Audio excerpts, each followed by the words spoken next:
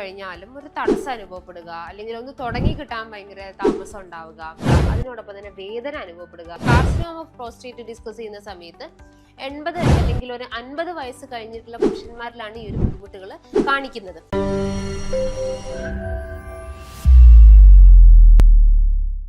ഇന്ന് പുരുഷന്മാരിൽ ഈ മൂത്രസംബന്ധമായിട്ടുള്ള പ്രശ്നങ്ങൾ വളരെ കോമൺ ആണ്.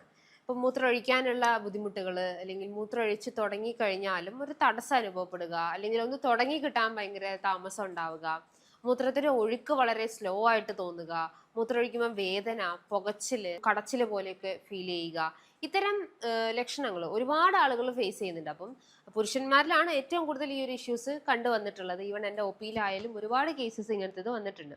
അപ്പൊ നമുക്ക് ഇന്നത്തെ വീഡിയോയിലൂടെ ഈ ഒരു യൂറിനറി ട്രബിൾസ്, എസ്പെഷ്യലി പുരുഷന്മാരിൽ ഉണ്ടാവുന്ന ഗ്രന്ഥി വീക്കം, ഈ പ്രോസ്റ്റേറ്റ് ഗ്രന്ഥിയിൽ ഉണ്ടാവുന്ന ഇൻഫ്ലമേഷൻസ്, അതിന്റെ ഭാഗമായിട്ട് കാണിക്കുന്ന ഇത്തരം ലക്ഷണങ്ങളുടെ ഒരു ഡീറ്റെയിൽ ആയിട്ടുള്ള എക്സ്പ്ലനേഷൻ നമുക്ക് ഇന്നത്തെ വീഡിയോയിലൂടെ ഒന്ന് നോക്കാം. ഹായ്, ഞാൻ ഡോക്ടർ ജൂഹി ദാസ്, ക്യോൺബി ഹെൽത്ത് കെയറിലെ ഹോമിയോപ്പതിക് ഫിസിഷ്യൻ ആണ്. പുരുഷ ശരീരത്തിൽ പ്രോസ്റ്റേറ്റ് ഗ്രന്ഥിയിൽ ഉണ്ടാവുന്ന നീർക്കെട്ട് മൂലമാണ് ഇത്തരം യൂറിനറി സിംറ്റംസ് കാണിച്ചു തുടങ്ങുന്നത്.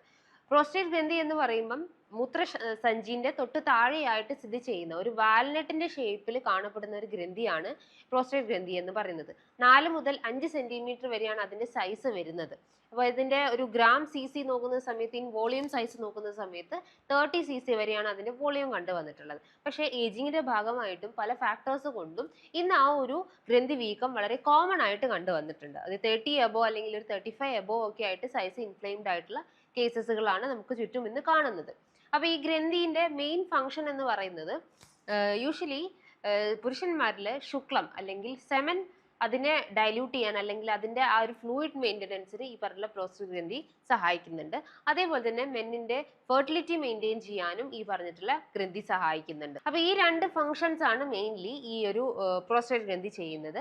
അതിനോടൊപ്പം തന്നെ യൂറിനറി ഔട്ട്പുട്ട് കൺട്രോൾ ചെയ്യാനും യൂറിൻ ഫ്ലോ കറക്റ്റ് ചെയ്യാനും ഒക്കെ ഇത് സഹായിക്കുന്നുണ്ട്. കാരണം ഇത് ബ്ലാഡറിന്റെയും യുറേത്രന്റെയും ഇടയിലൊക്കെ ആയിട്ട് സ്ഥിതി ചെയ്യുന്ന ഓർഗൻ ആയതുകൊണ്ട് തന്നെ യൂറിൻ ഫോം ചെയ്തിട്ട് അതിന്റെ ഫ്ലോ കറക്റ്റ് ചെയ്യുന്നത് ഈ പറഞ്ഞിട്ടുള്ള പ്രോസ്റ്റേറ്റ് ഗ്രന്ഥിന്റെ സഹായത്തോടു കൂടിയാണ്. അപ്പം മിക്ക ആളുകൾക്കും ഇവിടെ സംഭവിക്കുന്നത് എന്താന്ന് വെച്ചാൽ, ഗ്രന്ഥി വീക്കം കാരണം അതിന്റെ ആക്സസറി ഓർഗൻ അല്ലെങ്കിൽ അതിന്റെ അടുത്തായിട്ടുള്ള അഡ്ജസ്റ്റന്റ് ഓർഗൻ ആയിട്ടുള്ള യൂറിനറി ബ്ലാഡർ അല്ലെങ്കിൽ മൂത്രാശയ സഞ്ചിക്ക് കംപ്രഷൻ വരും, അല്ലെങ്കിൽ അതിന് ഓവർ പ്രഷർ വരും.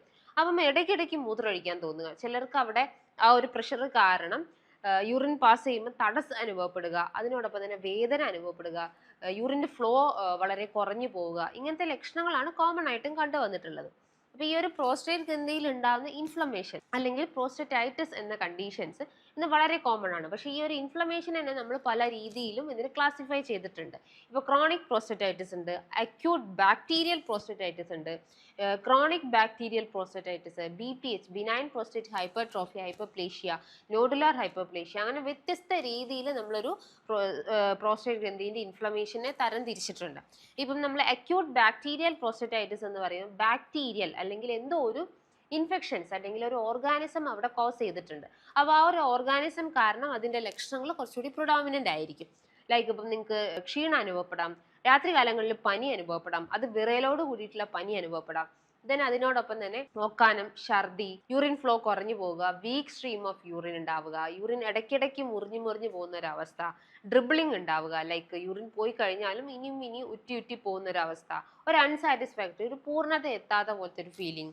പിന്നെ രാത്രി കാലങ്ങളിൽ ഫ്രീക്വൻസി കൂടി വരിക, നൊക്ട്യൂറിയ അല്ലെങ്കിൽ നൊക്ടേണൽ എമിഷൻസ് എന്ന പോലത്തെ കണ്ടീഷൻസ് ഒക്കെ കാണപ്പെടാവുന്നതാണ്. ഇനിയിപ്പോൾ ക്രോണിക് കണ്ടീഷൻ ആണെങ്കിൽ കുറച്ചുകൂടി അതിൻ്റെ ആ ഒരു പീരീഡ് ലോങ് ഡ്യൂറേഷൻ ആയിരിക്കും. ഒരു 6 months മുതൽ 1 year എബോ ഒക്കെ ആയിട്ട് ഈ ഒരു ഡ്യൂറേഷൻ കാണിക്കുന്നതാണ്. അപ്പോൾ അവിടെയും ഈ ഓൾമോസ്റ്റ് സെയിം സിംറ്റംസ് തന്നെ. വീക്ക് സ്ട്രീം ആയിരിക്കും, യൂറിൻ ഫ്ലോ വളരെ സ്ലോ ആയിരിക്കും, വേദന അനുഭവപ്പെടും, പുകച്ചിൽ അനുഭവപ്പെടാവുന്നതാണ്, ഉദ്ധാരണക്കുറവിന്റെ ബുദ്ധിമുട്ടുണ്ടാവും, അതേപോലെ sexual complaints like premature ejaculation, പെട്ടെന്ന് ശുക്ലം പോകുന്ന ബുദ്ധിമുട്ടുകൾ, ബന്ധപ്പെടുന്ന സമയത്ത് വേദന അനുഭവപ്പെടാം. അതിനോടൊപ്പം തന്നെ ലിംഗത്തിന്റെ ഭാഗത്തും അതേപോലെ തന്നെ വൃഷണത്തിന്റെ ഭാഗത്തൊക്കെ വേദന, ഒരു കടച്ചിലൊക്കെ അനുഭവപ്പെടാവുന്നതാണ്. ഇനി നമ്മളിപ്പം ഈ പറഞ്ഞിട്ടുള്ള ക്രോണിക് പ്രോസ്റ്റേറ്റൈറ്റിസ് അല്ലെങ്കിൽ അക്യൂട്ട് പ്രോസ്റ്റേറ്റൈറ്റിസ് പോലെ തന്നെ ക്രോണിക് പ്രോസ്റ്റേറ്റൈറ്റിസ്, അതും ഇൻഫ്ലമേഷൻ തന്നെയാണ്. ഈ ഗ്രന്ഥി വീക്കം കാരണം യൂറിൻ ഫ്ലോ കംപ്ലീറ്റ് ആയിട്ടും ഡാമേജ്ഡ് ആവുന്നു, സെക്ഷൽ കംപ്ലയിൻസ് പ്രിഡോമിനന്റ് ആയിട്ട് കാണിക്കുന്നു, വേദന എസ്പെഷ്യലി നടുവേദന, കാലിൽ വേദന ഉണ്ടാവും, അടിവയറ്റുന്ന വേദന അനുഭവപ്പെടാം, ദെൻ വൃഷ്ണത്തിന്റെ ഭാഗത്തൊരു തടിപ്പ്, നീര് വെക്കാവുന്നതാണ്. ലിംഗത്തിന്റെ ഭാഗത്ത് വേദന അനുഭവപ്പെടാം. ഇങ്ങനത്തെ വ്യത്യസ്ത രീതിയിലുള്ള ലക്ഷണങ്ങൾ ഈ ഒരു ബുദ്ധിമുട്ട് വന്നു കഴിഞ്ഞാൽ കാണിക്കാവുന്നതാണ്. ചിലർക്ക് ചിലപ്പോൾ ഒരു ഇൻഫെക്ഷൻ മാത്രമായിരിക്കും. നമ്മളിപ്പോൾ സ്കാൻ ചെയ്ത് നോക്കുന്ന സമയത്ത് അതിൽ പ്രോസ്റ്റേറ്റ് ഗ്രന്ഥിന് ഇൻഫ്ലമേഷൻ ഉണ്ടാവില്ല. ജസ്റ്റ് ഒരു നോർമൽ യൂറിൻ ഇൻഫെക്ഷൻസ് മാത്രം, ലൈക്ക് യൂറിനറി ട്രാക്ട് ഇൻഫെക്ഷൻസ് പോലെ അതിന്റെ ഭാഗമായിട്ടും ഇത്തരം ലക്ഷണങ്ങൾ കാണിക്കാവുന്നതാണ്. ഇപ്പൊ സ്ത്രീകൾക്കും പുരുഷന്മാരിലും ഏകദേശം യൂറിനറി ഇൻഫെക്ഷൻസ് കോമൺ ആണ്. എസ്പെഷ്യലി സ്ത്രീകൾക്കാണ് അത് കൂടുതലായിട്ടുള്ളത്.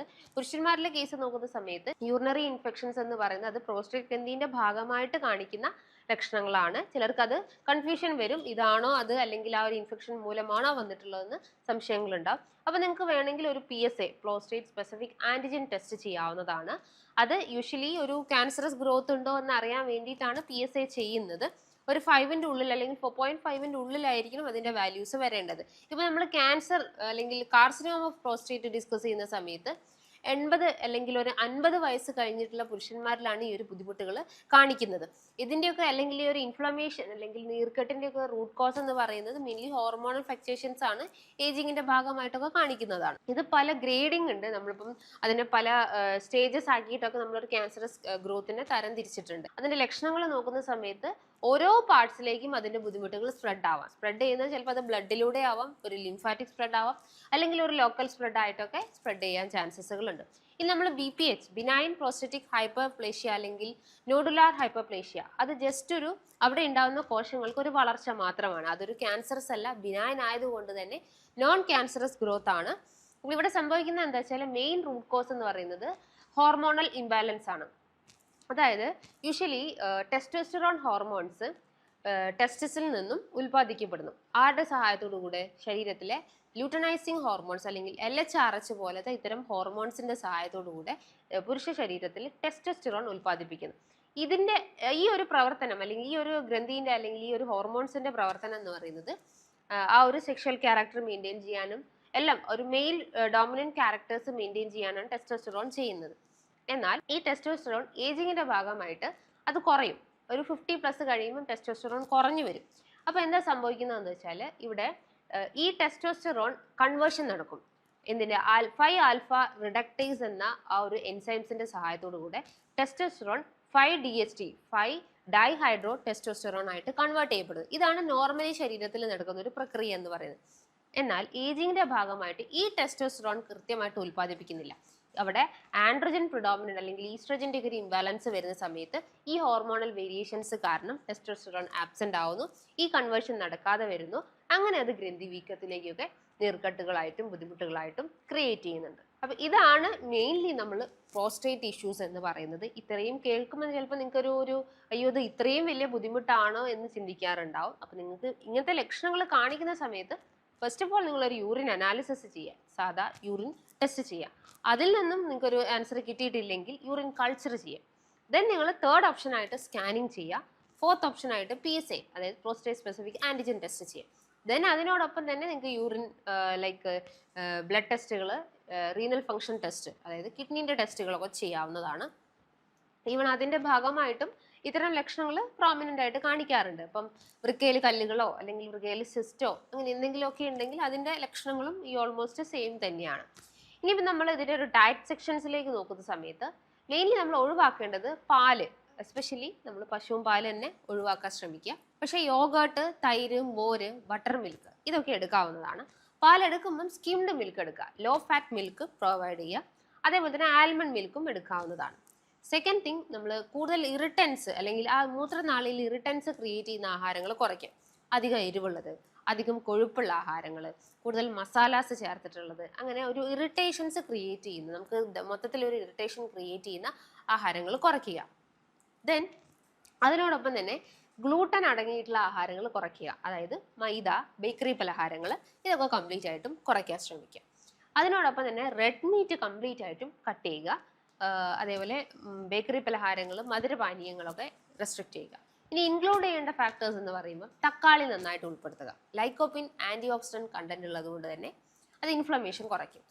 രണ്ടാമത്തേത് സോയാബീൻ പ്രൊഡക്ട്സ് കാര്യങ്ങൾ ഉൾപ്പെടുത്താവുന്നതാണ്. മൂന്നാമത്തേത് നിങ്ങൾക്ക് മഞ്ഞൾ നന്നായിട്ട് ഉൾപ്പെടുത്തുക. അതേപോലെ തന്നെ ഗാർലിക്, ദെൻ പെപ്പർ കാര്യങ്ങളൊക്കെ ഭക്ഷണത്തിൽ പാകം ചെയ്യുമ്പോൾ ഉൾപ്പെടുത്തുക. അതിനോടൊപ്പം തന്നെ ഗ്രീൻ ടീ നന്നായിട്ട് കഴിക്കുക, leafy green vegetables, cruciferous vegetables കാര്യങ്ങളൊക്കെ നന്നായിട്ട് കഴിക്കുക. ഈ ഒരു പാറ്റേൺ ഓഫ് ഡയറ്റ് നിങ്ങൾ ഡെയിലി ഫോളോ ചെയ്യുക. അതിനോടൊപ്പം തന്നെ നന്നായിട്ട് കീഗൽ എക്സസൈസുകൾ ചെയ്യുക.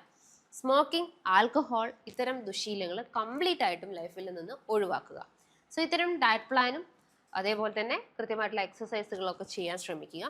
സിംറ്റംസ് സിവിയർ ആയിട്ടുണ്ടെങ്കിൽ തീർച്ചയായിട്ടും നിങ്ങളൊരു ഡോക്ടറുടെ കൺസൾട്ടേഷൻ സ്വീകരിക്കുക. സോ ഇതുമായി ബന്ധപ്പെട്ട് എന്തെങ്കിലും ഡൗട്ട്സ് കാര്യങ്ങളൊക്കെ ഉണ്ടെങ്കിൽ താഴെ കാണുന്ന നമ്പറിൽ കോൺടാക്ട് ചെയ്യാവുന്നതാണ്. നല്ലൊരു ഹെൽത്ത് ടോപ്പിക്കുമായി വീണ്ടും കാണാം. താങ്ക്